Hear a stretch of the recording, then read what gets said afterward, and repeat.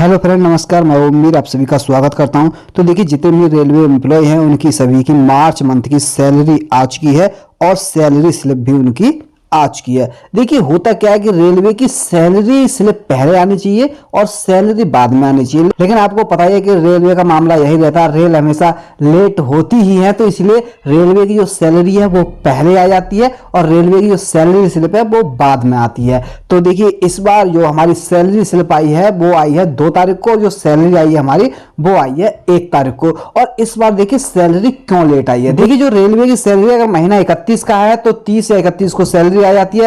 अगर महीना 30 का है तो 29 या 30 को रेलवे एम्प्लॉय के अकाउंट में ट्रांसफर कर दी जाते हैं। लेकिन इस बार ऐसा क्या हुआ, इस बार एक दिन लेट क्यों आई है सैलरी? तो इसका देखिए कारण मैं आपको बता देता हूं कि इसका कारण यह है कि फाइनेंशियल ईयर था, यानी कि ये मार्च का महीना होता है, अंतिम महीना होता है। तो इस महीने जो सैलरी आता है, देखिए जितने भी रेलवे एम्प्लॉय हैं उनकी जो सैलरी आती है, अगर आपका अकाउंट एसबीआई में है तो आपकी एक दिन लेट आएगी। अगर आपका अकाउंट पीएनबी या किसी अदर बैंक में है तो आपकी जो सैलरी है 2 या 3 दिन लेट आती है। तो मेरा एसबीआई में अकाउंट है तो मेरी जो सैलरी है वो 1 तारीख को शाम को ही ट्रांसफर कर दी गई थी, और जिनका पीएनबी में है उनकी 2 तारीख तक सैलरी नहीं आई है, उनकी 2 को या 3 को शाम तक उनकी सैलरी उनके अकाउंट में आ जाएगी। तो देखिए, इस वीडियो में आपको पूरी डिटेल से दिखाने वाला हूं कि इस महीने मुझे कितनी सैलरी मिली है, और आपकी ज्वाइनिंग हो जाएगी तो आपको कितना पैसा मिलने वाला है और क्या क्या अलाउंस मिलने वाला है, पोस्ट पर कितनी सैलरी मिलने वाली है, सबसे ज्यादा सैलरी जो होती है किस पोस्ट को मिलती है। तो ये सारी बात आपको मैं डिटेल से बताने वाला हूं, तो वीडियो को पूरा अंत तक देखिएगा क्योंकि आपसे कोई भी जानकारी मिस ना हो। और वीडियो अगर अच्छा लगे तो वीडियो को लाइक शेयर जरूर कर देना, और जो मेरे चैनल पर नए जुड़े हैं चैनल को सब्सक्राइब जरूर कर देना, क्योंकि ऐसी ही जानकारी, रेलवे से जुड़ी हुई सारी जानकारी आपको मेरे चैनल पर मिलती रहती है। तो देखिए, मैं आपको अपनी पे स्लिप दिखा देता हूँ, प्रूफ दिखाऊंगा आपको कि कितनी कितनी सैलरी और क्या क्या अलाउंस मिलते हैं। तो देखिए, मार्च 2023 की ये पे स्लिप है और ये मैं आपको इसमें पूरा डिटेल से बताने वाला हूं। ये मेरी खुद की पे स्लिप है तो मैं आपको यहां पर अच्छे से आपको समझा सकता हूं। तो देखिए, जो मेरी पोस्ट थी वो ट्रैक मेंटेनर में थी, लेकिन अभी मैं गेटमैन के पद पर काम कर रहा हूं। अगर आपको भी ट्रैकमैन की पोस्ट मिली है तो आप भी गेटमैन बन सकते हैं। उसके लिए बस आपको एक एप्लीकेशन देनी होगी। अगर वहां पर वैकेंसी खाली है तो आप गेटमैन बन सकते हैं, और गेटमैन बनते ही आपकी ये समझिए कम से कम 4000 रुपए सैलरी आपकी बढ़ने वाली है। वो कैसे बढ़ेगी आपको इस वीडियो में पता चल जाएगी।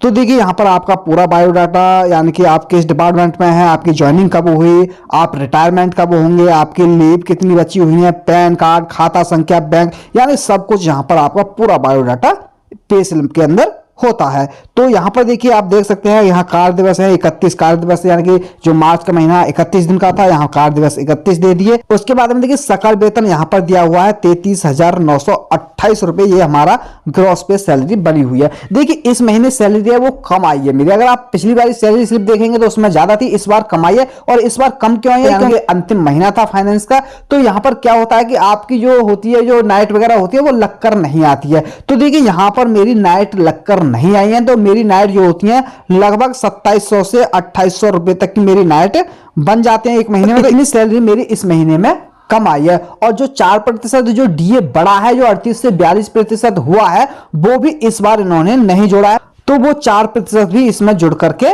नहीं आया है। तो देखिए, जो मेरी नाइट इस महीने नहीं आई है वो अगले महीने की सैलरी में लग करके आ जाएंगे। और जो 4% जो डीए बढ़ा है वो इस बार नहीं लग के आया है, लेकिन अब जो सैलरी आएगी उसमें ये 4% डीए जुड़ करके आ जाएगा। तो अब देखिए, मैं आपको बता दूं क्या क्या मिलता है और क्या क्या नहीं मिलता है।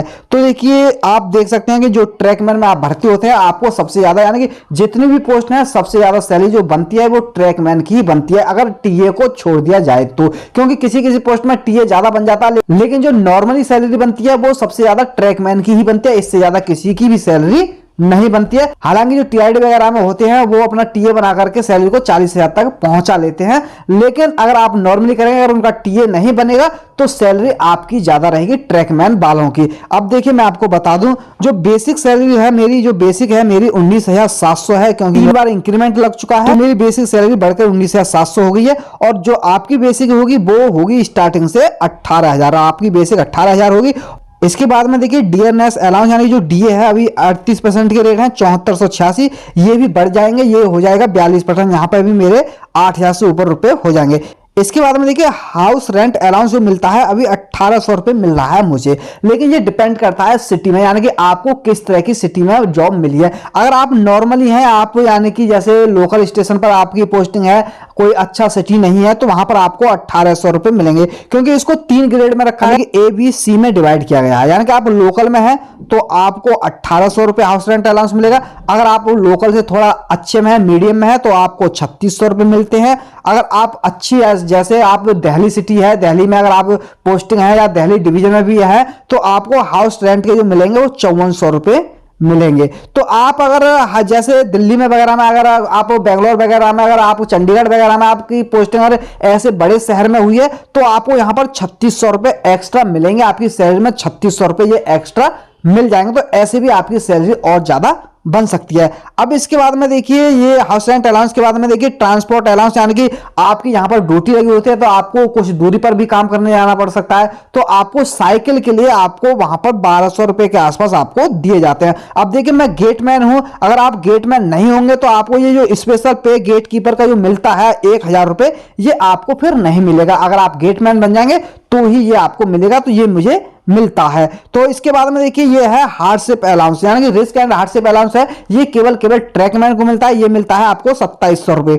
यानी कि 2700 रुपए यहां पर ये ऐड होकर के आते हैं। अगर आप हॉस्पिटल असिस्टेंट में हैं तो आपको यही ये 2700 की जगह पर 4000 रुपए मिलते हैं। तो यहां पर हॉस्पिटल असिस्टेंट की सैलरी भी अच्छी खासी बन जाती है। अगर आप किसी और डिपार्टमेंट में हैं तो फिर ये पैसे नहीं मिलते हैं। जो मेरी नेट सैलरी होगी वहां से आप इतने पैसे कम कर सकते हैं। अगर जैसे आप पॉइंट्समैन में अगर आपकी पोस्टिंग हुई है तो वहां पर इतने पैसे आपको कम मिलने वाले हैं। इसके बाद में देखिए, ये तो हो गए टोटल आपको कि इतने पैसे आपको मिलने वाले हैं। अगर मेरी नाइट इस महीने लग जाती तो यहां पर नाइट के पैसे भी लग करके आते। अगर इस महीने कोई एनएच होता तो उसके भी 384 रुपए पर एनएच के हिसाब से लग करके आते। जो नाइट लगती है वो हर किसी की भी नहीं लगती है। देखिए, अगर ट्रैकमैन में आप भर्ती होते हैं तो नाइट जो है आपको केवल जो जाड़े का मौसम होता है, ठंड का मौसम होता है, तभी नाइट लगती है। बाद बाकी आपकी नाइट भी बहुत कम लगती है, चौकीदारी वगैरह में तब आपकी नाइट लग जाती है।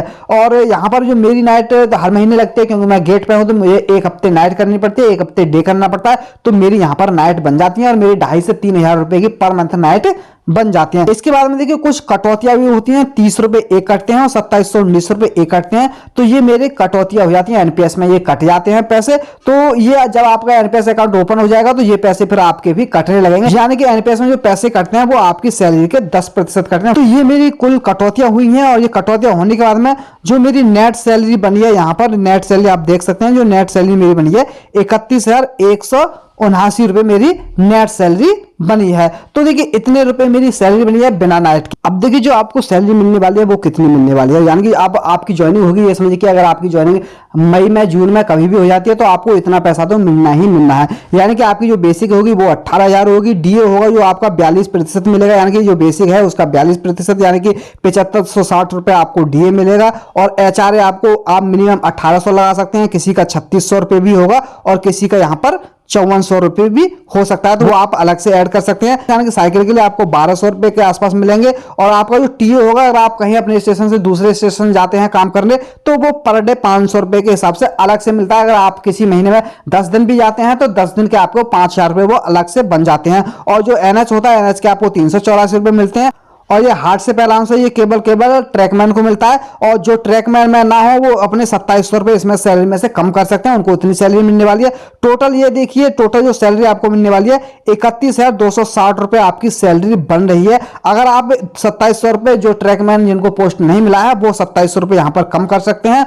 और अगर इनको हॉस्पिटल असिस्टेंट की पोस्ट मिली है तो वो यहां पर 2700 में 1300 रुपए और जोड़ सकते हैं, तो उनको 4000 रुपए करीब मिलते हैं। तो उनकी जो सैलरी होगी वो लगभग ये समझिए कि 32,000 से भी, यानी कि 32,500 के आसपास हॉस्पिटल असिस्टेंट वालों की सैलरी बन जाएगी। अब देखिए, इसके बाद में देखिए, आप जैसी ज्वाइनिंग होगी तो 2-3 महीने में आपका एनपीएस अकाउंट ओपन हो जाएगा। जब आपका एनपीएस अकाउंट ओपन हो जाएगा तो वहां पर फिर आपकी सैलरी कटने लग जाएगी। तो फिर उसके बाद में कटने के बाद में जो आपकी सैलरी बनेगी वो थोड़ी और कम बनेगी, यानी इससे थोड़ी कटने के बाद में सैलरी कम बनेगी, क्योंकि कुछ सैलरी आपकी एनपीएस अकाउंट में चली जाएगी। अब कटेगी कितनी, देखिए एनपीएस अकाउंट में जो सैलरी कटती है आपकी आफ्टर एनपीएस, यानी कि जो बेसिक होगा और डीए होगा, यानी कि बेसिक और डीए इसका, यानी कि आपका जो होगा 18,000 और 7560 रुपए मिलेंगे, यानी कि 10% इसके पैसे कट जाएंगे, यानी 2556 रुपए आपको यहाँ से डिटेक्ट हो जाएंगे। तो जो आपकी नेट सैलरी होगी ये बनेगी आपकी 28,704 रुपए, यानी कि आपकी जो सैलरी बनेगी ये समझिए कि 29,000 रुपए के आसपास सैलरी बनेगी। आप नॉर्मली लगा सकते हैं 29,000 रुपए की सैलरी जो बनेगी ट्रैकमैन भाई की बनेगी, और 30,000 रुपए के आसपास जो सैलरी बनेगी हॉस्पिटल असिस्टेंट वालों की बनेगी। और देखिए जैसे पॉइंट्समैन है और भी पोस्ट है उनकी जो सैलरी बनेगी वो लगभग 26,000 रुपए के आसपास पर मंथ सैलरी उनकी बनने वाली है। और टीए जो बनेगा आपका एनएच लगेगा, नाइट लगेगी, वो इसमें आप अलग से ऐड कर सकते हो, वो पैसा आपको अलग से मिलेगा। अब मैं आपको एक बात बता दूं, देखिए आपका जो 10% करता है इसमें 14% सरकार भी ऐड करती है, यानी कि 10% आपके कटेंगे, 14% सरकार इसमें ऐड करेगी। तो ये टोटल यानी कि जो 24% बनेगा ये आपके एनपीएस अकाउंट में जमा होता रहता है, जो पैसा आपको रिटायरमेंट पर मिलेगा। तो देखिए मैंने आपको यहाँ आपको अच्छे तरीके से समझा दिया है, आपको पता भी चल गया होगा कि आपकी सैलरी जो है कितनी बनने वाली है। देखिए वैसे देखा जाए तो ग्रुप डी में जैसे काम होता है उस हिसाब से ये सैलरी कम है। ये सैलरी है लगभग कम से कम देखिए 40,000 रुपए के आसपास सैलरी बननी चाहिए थी, जो कि नहीं है। आपकी सैलरी में ये समझिए कि अभी 12-14,000 रुपए कम है। अगर 40,000 रुपए होती, जिस तरह से रेलवे ग्रुप डी एम्प्लॉय से काम लिया जाता है उस हिसाब से ये जो आपकी सैलरी है ये कम है। 40,000 होती तो वो सैलरी आपकी अच्छी होती। तो देखिए इसके लिए प्रोटेस्ट चलते रहते हैं और यूनियन वाले भी करते रहते हैं समय पर कि जो बेसिक 18,000 है इसको बढ़ा करके 25,000 किया जाए। अगर ऐसा होता है, अगर सरकार सुन लेती है, ये बढ़ जाती है सैलरी आपकी 25,000 पहुंच जाती है, तो फिर ये समझिए कि आपकी सैलरी 36-37,000 पर मंथ बनने लगेगी। फिर आपको टेंशन लेने की कोई जरूरत नहीं है, तो आपको बहुत अच्छी खासी सैलरी रेलवे ग्रुप डी में ही मिल जाएगी। तो देखिए इस वीडियो में बस इतना ही। थैंक यू, धन्यवाद, जय हिंद, जय भारत।